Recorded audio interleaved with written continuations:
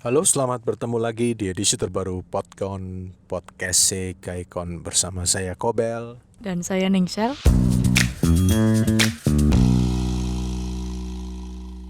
Hari ini kita kedatangan tamu istimewa, Koko Sultan, pakar hukum di Surabaya, Bapak Yuda Sasmita. Selamat malam, Koko. Selamat malam. Nah, hari ini kita mau membahas tentang bagaimana sih pandemi corona ini mempengaruhi bisnis dan hukum di Indonesia dari pandangan seorang Bapak Yuda. Nah, ini kan pandemi corona ini kan tidak hanya mempengaruhi ekonomi, tapi juga mempengaruhi aspek sosial di masyarakat dan juga sedikit banyak kalau menurut Kobel ini mempengaruhi sisi hukum. Di bidang apanya ini, Pak? Misalnya contoh begini, kayak misalnya kan di pengadilan sendiri kan sekarang sidang ini kan online. Nah, terus apakah kayak sisi-sisi lain seperti penyelidikan kasus, penyidikan, terus interogasi, ini kira-kira sampai sejauh mana pandemi ini mempengaruhi proses-proses itu? Oh, ini sangat berpengaruh. Kalau seperti itu dalam perkara pidana saat ini untuk para tersangka itu tidak bisa ditemuin baik oleh keluarga maupun penasihat hukum. Jadi untuk dari sisi pembelaan banyak dirugikan dari sisi para tersangka ini. Oh, jadi intinya mereka ini tidak bisa mendapatkan pelayanan maksimal dari penasihat hukumnya ya? Selama proses penahanan itu kita hanya bisa bertemu pada saat yang bersangkutan diperiksa. Sedangkan pada saat itu tersangka itu tidak bisa bebas bicara. Kan mestinya kita ada waktu untuk sendiri untuk menceritakan semestinya sebagaimana cerita sebenarnya. Lo lewat online gitu nggak bisa juga? Tidak disediakan. Jadi para tahanan yang ada baik di Polsek, Polres maupun di Polda tidak ada jam kunjungan selama COVID, baik oleh keluarga maupun penasihat hukum. Nah, ini ya mungkin buat para pendengar yang mungkin bersangkutan dengan hal ini ada masukan dari Bapak Yuda ya. Seharusnya kalau seperti pembelajaran di sekolah itu disediakan online, ya buat para tersangka dan para penasihat hukumnya seharusnya juga disediakan fasilitas untuk bertatap muka secara online. Karena kan kalau Kobel tidak salah ada prinsip ini ya, kerahasiaan klien dan ini ya, penasihat hukumnya ya Pak. Oh betul Pak, itu diatur di Undang-Undang Advokat. Nah, apalagi ini kan diatur dalam undang-undang. Ini sebenarnya kan merupakan hak dari seorang tersangka walaupun dia itu tersangka ya. Nah, selain itu Koko, kayak misalnya pengusutan di lapangan, misalnya mengikuti tersangka dan lain-lain. Kalau menurut Anda sendiri, apakah proses-proses itu sekarang terpengaruh juga saat pandemi? Kalau dilihat dari jumlah kasus yang ada dan jumlah tahanan juga, seperti ini berpengaruh. Jadi dari sisi rutan di Polsek, Polres maupun Polda, mereka itu juga berharap adanya tahanan yang sudah selesai perkara untuk dipindah ke lapas atau dipindah ke rutan. Tapi selama ini masih menumpuk di Polsek, Polres maupun Polda. Jadi mereka sendiri saat ini milih-milih yang bisa ditangkap ataupun sementara ya tutup mata lah, dibiarin dulu sementara. Waduh, ini kesempatan. Tapi bagi para kaikoners jangan terpancing untuk melanggar hukum ya. Ini aku punya pertanyaan nih buat Ko Yuda nih. Kira-kira kalau misalnya ada penumpukan tahanan baik itu di Polsek, di Polres, di Polda, itu bisa ini nggak sih? Ada peluang bikin klaster baru nggak sih? Saya bukan ahli kedokteran ya, tapi itu masuk akal. Soalnya setahu saya di Polsek, Polres maupun Polda tahanan, mereka tes itu hanya pakai rapid test. Yang mana semua diketahui kalau rapid test itu sangat tidak akurat. Jadi kalau menurut saya mungkin sekali ada klaster baru. Nah, ini kan juga berarti langkah yang dulu dilakukan oleh Yasona untuk membebaskan sejumlah napi ini bisa dianggap keputusan yang tepat dong.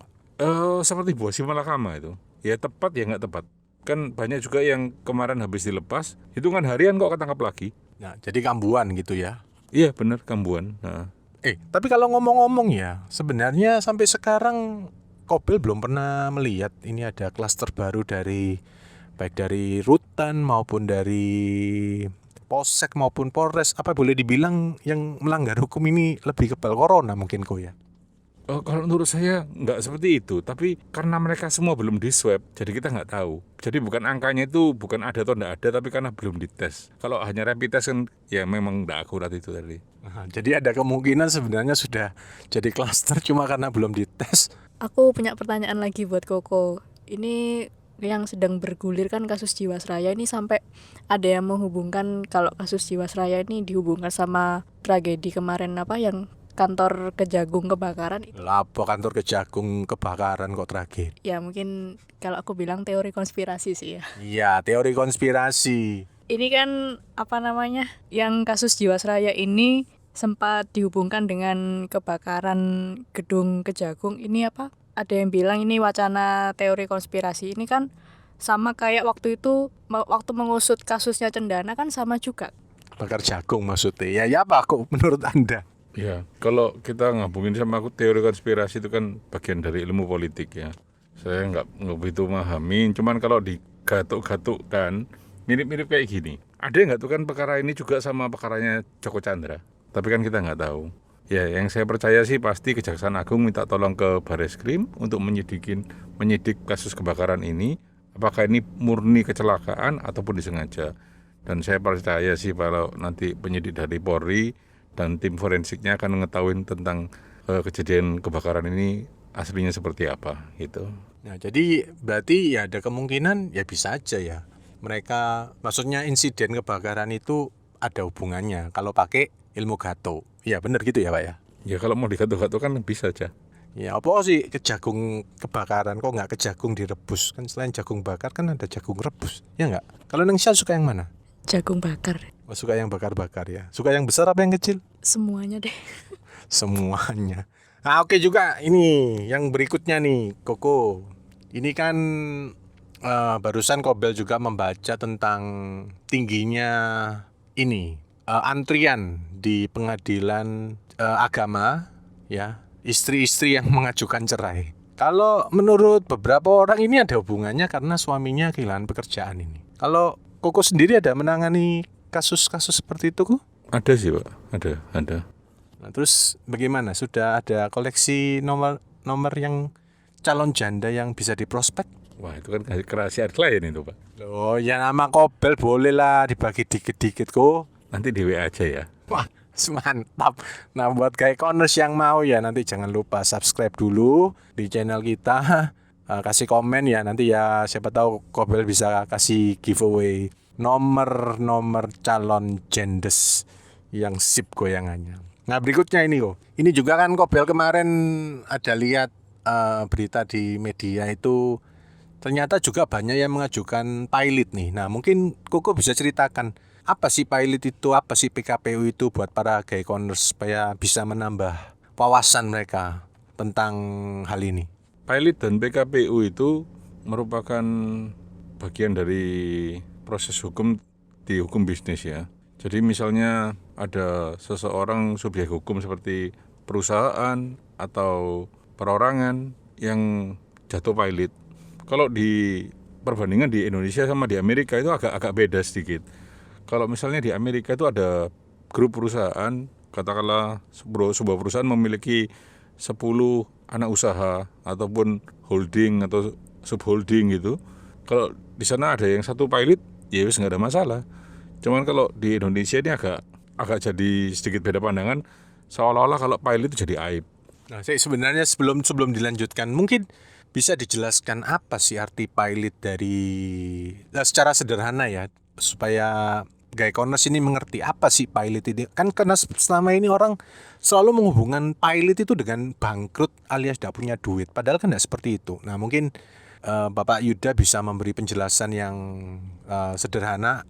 Sebenarnya apa sih pilot itu? Pilot itu sebuah kondisi di mana sebuah badan hukum, subjek hukum, itu mendapat putusan pengadilan dalam kondisi pilot karena dia memiliki utang yang sudah jatuh tempo lebih dari 1 dan tidak terbayar, dan setelah diperjumpakan di pengadilan tidak ada penyelesaian, maka pengadilan akan memutus subjek hukum dalam keadaan pilot. Tapi kan bukan berarti dia tidak punya uang kan? Oh tidak selalu, betul, tidak selalu. Misalnya ada sebuah perusahaan yang lalai, dia punya hutang kepada beberapa rekanannya, padahal dia secara kapital dia pegang duit sih. Tapi karena dia ditagih tidak mau bayar, kemudian dibawa ke pengadilan untuk dimohonkan pilot, kalau yang bersangkutan dari sisi subjek hukumnya ini tetap melawan, tidak mau membayar, bisa kemungkinan dalam kondisi punya uang terjadi kepailitan. Nah itu ya, jadi buat kayak corners supaya paham. Jadi pilot itu tidak selalu berarti orang duwe-duwe. Iso ae duwe cek sak gunung nang jerone kamar, cuma dia gak gelem bayar. Nah terus ngenteni dipilotkan oleh pengadilan. Ini kayaknya aku harus sekolah kurator nih. Mau sekolah kurator ya. Nah juga begini, apakah berarti kalau badan hukum atau subjek hukum tersebut dinyatakan pilot, lalu bagaimana dengan kewajiban-kewajibannya? Apabila ada subjek hukum dinyatakan pilot, pengadilan itu akan mengangkat balai harta peninggalan ataupun kurator swasta untuk menggantikan posisinya, untuk menginventaris harta-harta yang ada dan hutang-hutang yang ada. Terhadap harta-harta yang ada itu akan dibayarkan ke pemilik hutang atau yang berpiutang di situ sampai habis, dan kalau sudah selesai ya kepailitan diangkat. Nah cuma kan jadinya Kobel jadi kepikiran gini.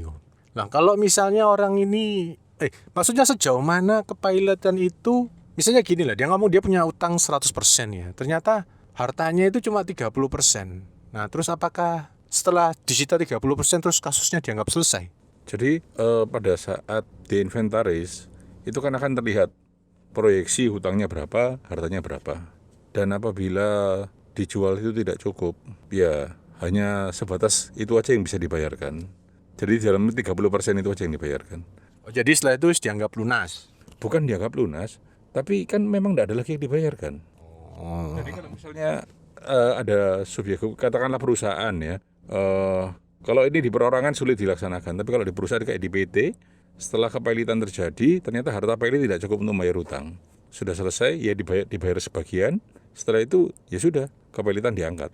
Status kepailitannya diangkat, tapi Berarti kembali ke keadaan tidak pailit. terus bisa dituntut lagi berarti? Bisa. Selama dalam proses pailit pun kan dituntut untuk membayar hutang. Cuman mekanismenya nggak bisa langsung ke subjek hukum itu, tapi semuanya dipuli kurator. Nah ini kan menarik ya. Jadi buat para Gaekoners yang ingin lebih tahu lebih lanjut mengenai masalah pailit ini ya, ikuti terus ya konten-konten di Gaekon.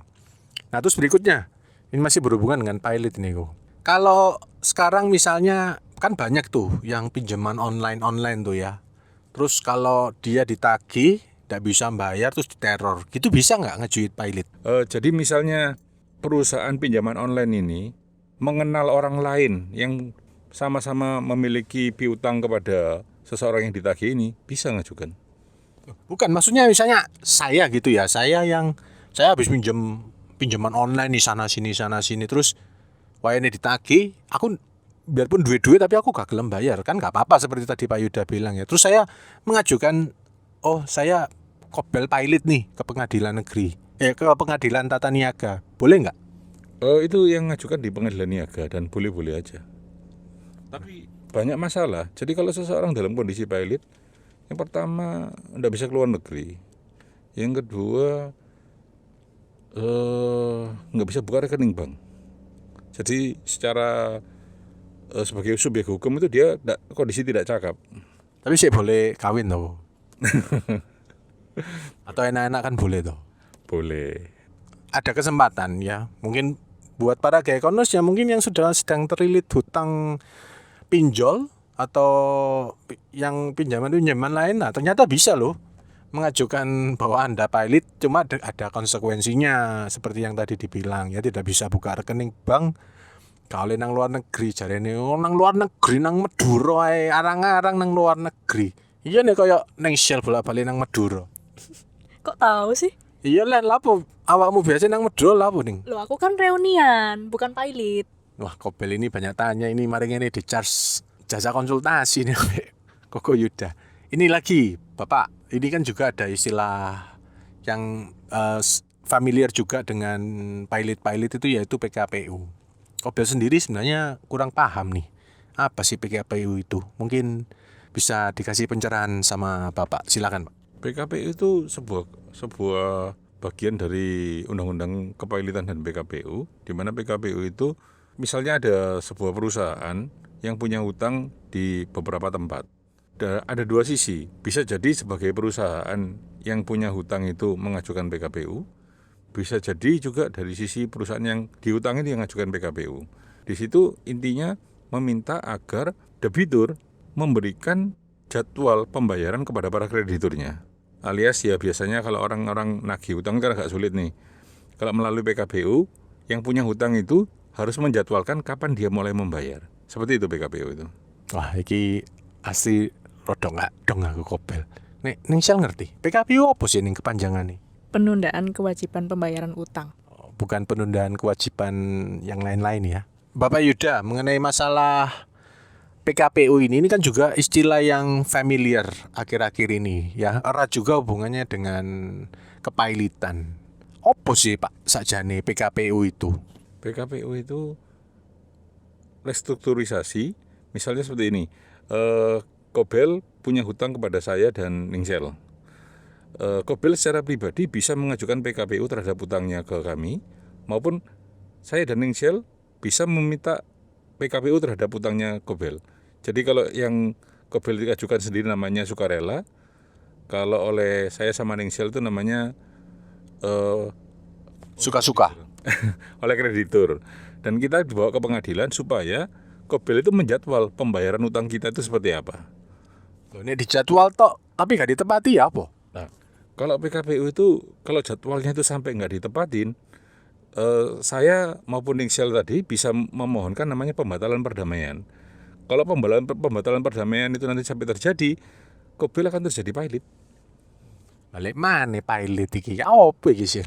Ning diluk pilot. Waduh iki soro ini jarene wong wangel kandhanane wangel iki. Nah, jadi itulah ya buat para Gaekoners bisa paham ya apa itu pilot, apa itu PKPU ya. Dan ada peluang loh kalau Anda ingin berkonsultasi secara profesional dengan lawyer kita ini, nanti silakan tinggalkan komentar ya. Nanti bisa ditindaklanjuti. Tapi yo ojo ngisi-ngisi ini, ojo gak iso bayar OT ngajono pilot. Gak iso bayar cicilan mobil ngajono pilot. Kalau hutang budi ini nggak ngajukan pilot nggak? Nah, hutang budi dibawa mati. Hutang emas boleh dibayar, hutang budi dibawa mati. Ya mungkin sekian dulu edisi Podcon kali ini. Mungkin ada topik-topik menarik yang ingin supaya kita bahas, bisa tulis nanti di kolom komentar. Dan seperti biasa jangan lupa follow dan subscribe media sosial kita di Facebook, Instagram, dan YouTube. @Gaekon Indonesia. Jangan lupa ya rungono terus iki. Kobel gak Ningsel gak rungono, gak bayaran awak dhewe iki wis pandemi ngene, kembang kepis, duwe seret iki. Nanti jangan ditagih ya Pak Yuda ya. Sesi konsultasi ini ya. Iya. Nek buat tagih aku ngajono pilot loh. Nanti saya jadi kuratornya, Pak. Kurator. Nah itu. Oh sebentar sebelum kita berpisah. Coba Gaekoners ini dikasih pencerahan Pak. Opo iku kurator iku? Dipikirnya kan wonge kan roro kan provokator. Iki ono istilahnya iki kurator iki opo iki? Monggo Pak dijelaskan. Kurator itu seperti balai harta peninggalan kalau yang dari pemerintah. Kalau seperti saya ini kurator swasta yang sama-sama ditunjuk pengadilan. Tugasnya itu mendata, menginventaris hutang dan harta. Kemudian membayarkan hutang-hutang itu dengan cara menjual harta yang ada. Seperti itu. Oh, bakul iki lan. Bakule wong sing ape bangkrut lan, Pak. Bukan, Pak. Kita kan cuma ditunjuk pengadilan aja. Seperti itu. Waduh. Wah, berarti nek ono sing didol-didol murah, aku omong ngono ya, Pak yo. Nanti lewat WA, Pak. Semua lewat WA, ndak boleh ini rahasia umum ya saudara-saudara ya. Oke, sampai berjumpa lagi di edisi Podcon berikutnya. Dadah. Bye. Selamat malam.